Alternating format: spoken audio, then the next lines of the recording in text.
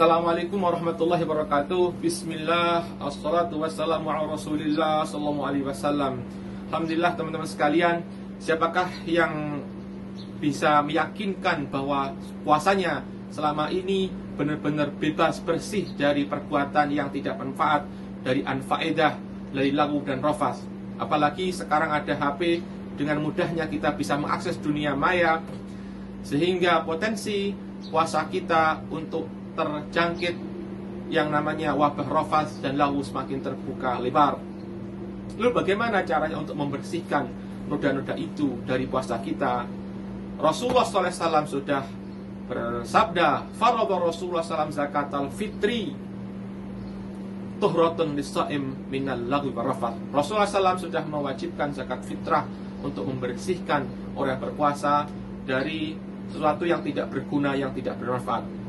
Dari sini kita pahami bahwasanya zakat fitrah itu ternyata tidak hanya berfungsi sosial untuk mengenyangkan perut orang-orang miskin pada malam lebaran dan siang harinya, tapi dia juga ada nilai ta'abudiyah, ada nilai ibadah mahdhah di situ, yaitu untuk membersihkan dosa-dosa kita selama kita berpuasa. Pertanyaannya, bagaimanakah caranya agar zakat fitrah yang ingin kita lakukan nanti pada bulan Ramadan ini tidak hanya sah secara hukum fikih, tapi juga diterima Allah Subhanahu wa taala? Karena antara sah ibadah atau ditolaknya ibadah, sah atau tidaknya ibadah itu adalah ranah fikih. Selama syarat dan rukunnya terpenuhi, insya Allah sah. Kita bisa menghukumi sah dan tidak sah.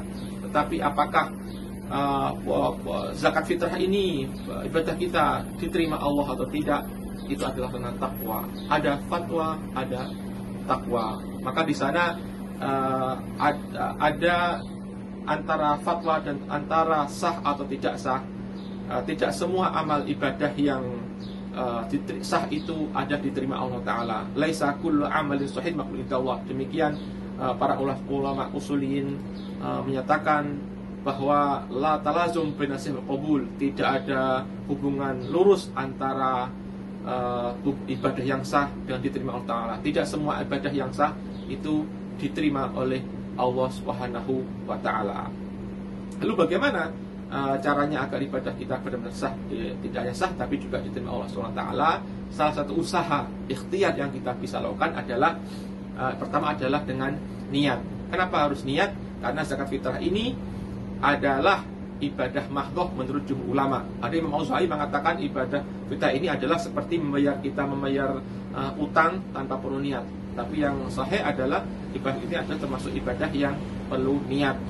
Dan niat ini bisa dengan bifi'lihi atau bi'ilmihi atau bi'iznihi. Makanya dengan izinnya atau dengan pengetahuan, dengan pengetahuan orang yang ingin kita beri, ingin berikan zakat fitrahnya. Misalnya kita ingin membayar zakat saudara kita, kakak kita, teman kita, maka kita perlu memberitahu dia, nanti zakat fitrahmu saya bayar ya, gitu. Kita minta izin dulu, gitu. Tidak boleh setelah kita bayar zakat kemudian kita minta izin, enggak, itu termasuk sedekah. Jadi harus sebelum zakat fitrah kita kasih tahu dulu orang yang ingin kita bayar zakat fitrahnya. Yang kedua, tidak hanya niat saja tapi juga berusaha untuk ihdhar niyah. Seperti orang melaksanakan ihdhar niyah itu adalah menghadirkan niat kita sebelum kita melaksanakan ibadah. Seperti kita orang mau taraweh, tidak hanya taraweh saja, tapi ketika sebelum taraweh kita niat, ya Allah semoga taraweh ini benar-benar bisa menghapuskan dosa-dosaku. Imanan wa ihtisaban. Niat ihtisab. Pun demikian juga ketika kita ingin membayarkan zakat fitrah, kita coba untuk menghadirkan niat, ya Allah semoga zakatku ini benar-benar bisa membersihkan puasaku dari lagu dan perbuatan yang tidak ada manfaatnya. Yang ketiga, kita juga bisa berdoa dengan Rabbana taqabbal minna, ya Allah semoga terima amalan ibadah ini. Karena ini adalah ibadah mahdhah.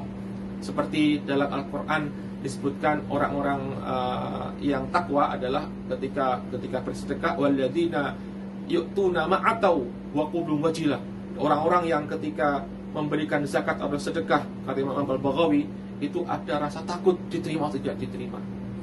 maka kita berusaha untuk berdoa Rabbana taqabbal minna, seperti doanya Nabi Ibrahim ketika selesai membangun Ka'bah.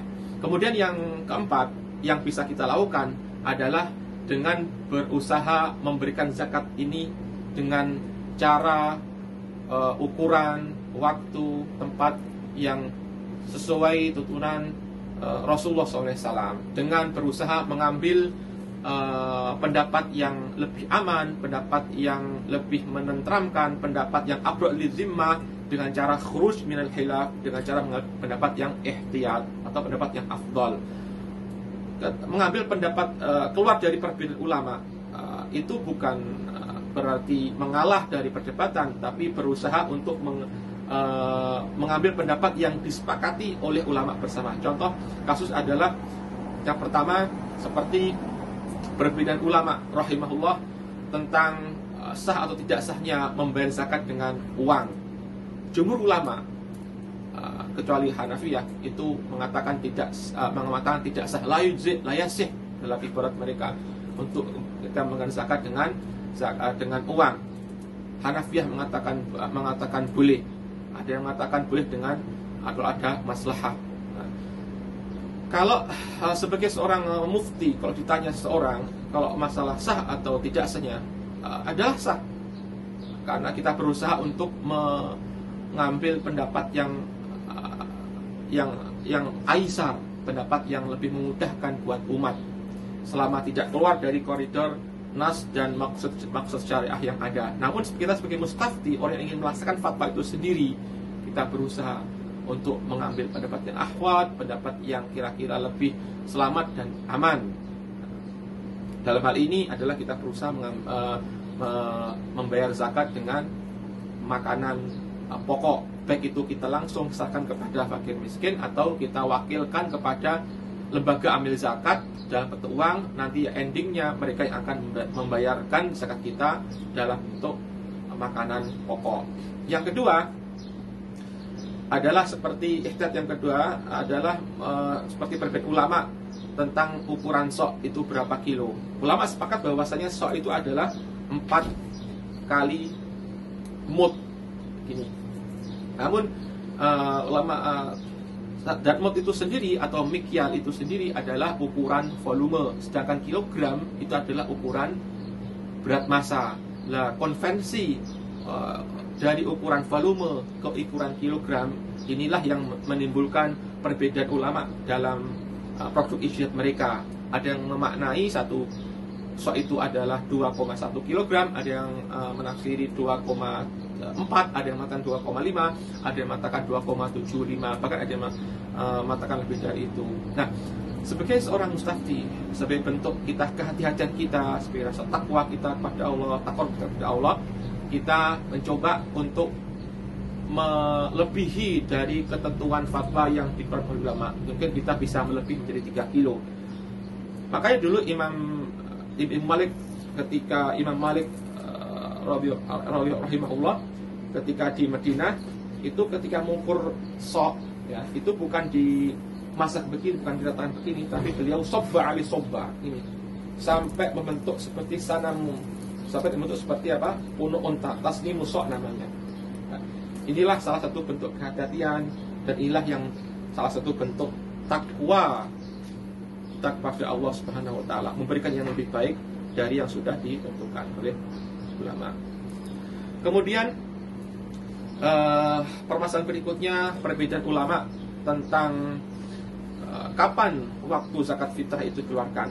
Ada yang mengatakan di awal Ramadan, ada yang mengatakan boleh di awal Ramadan, ada yang mengatakan boleh di pertengahan Ramadan, ada yang mengatakan boleh di 2 atau 3 hari Ramadan, bahkan ada yang mengatakan bisa 2 bulan, 3 bulan unlimited sebelum bulan Ramadan. Nah, kalau kita menengok kembali kepada maksud syari', tujuan awal disyariatkannya zakat fitrah itu adalah untuk agnuhum ataf an dzalikal yaum. Kita berusaha untuk mencukupi kebutuhan orang-orang miskin pada malam lebaran dan siangnya. Nah, maka kita berusaha untuk memberikan zakat fitrah itu, kalau bisa mungkin kita mengambil pendapat yang afdol, yaitu setelah sholat subuh. Kalau tidak memungkinkan ya malam harinya. Karena kalau kita mengambil pendapat yang afdal ini, semua sepakat ulama itu adalah sah. Itu hanya dengan khuruj minal khilaf. Kemudian berbeda ulama tentang naqlul zakah, boleh enggaknya memindahkan zakat dari tempat ke tempat yang lain atau mahallu zakah. Pada dasarnya, pada afdalnya bahwa zakatul mal itu dikeluarkan fi baladil mal, dikeluarkan di mana harta dan harta itu tumbuh dan berkembang. Adapun zakat fitrah itu dikeluarkan fi baladil badan, di mana badan, posisi badan kita ada ketika malam takbiran. Itu idealnya.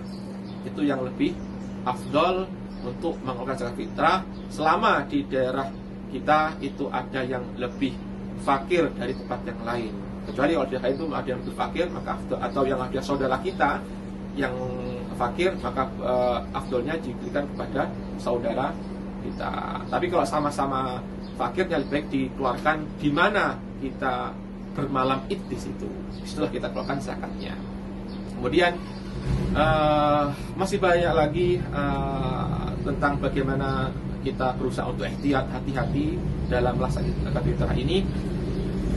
Yang perlu dilihat kembali bahwasanya zakat fitrah ini adalah zakat salah satu bentuk kesatuan dari zakat yang merupakan rukun Islam, fondasi Islam. Kemudian dia dijelaskan hanya sekali dalam dalam setahun. Kemudian yang ketiga, dia di jumlahnya nominalnya juga tidak besar seperti zakat mal, cuma 3 kilo, sekitar 3 kiloan lah maksimal. Kemudian yang keempat, dia juga berfungsi untuk menyempurnakan puasa kita dari hal-hal yang tidak bermanfaat. Maka sebaiknya kita juga menyempurnakan proses pengeluaran zakat fitrah tadi, yaitu dengan pertama dengan niat, dengan ihbar niat, dengan berdoa dan berusaha mengambil pendapat-pendapat yang lebih aman dan lebih selamat sesuai dengan tuntunan Rasulullah SAW yang sudah saya jelaskan tadi. Teman-teman sekalian, akhirnya semoga ibadah kita diterima Allah SWT, mengaca kepada kisah Ibnu Adam, sama-sama bersedekah, tapi yang satu diterima, satu ditolak, satu diterima. Fatuqubila min ahadima wa lam yataqabbal minal akhar, innama yataqabbalullahu minal muttaqin. Rabbana taqabbal minna innaka antas samiul alim wa tub alaina innaka antal rahim.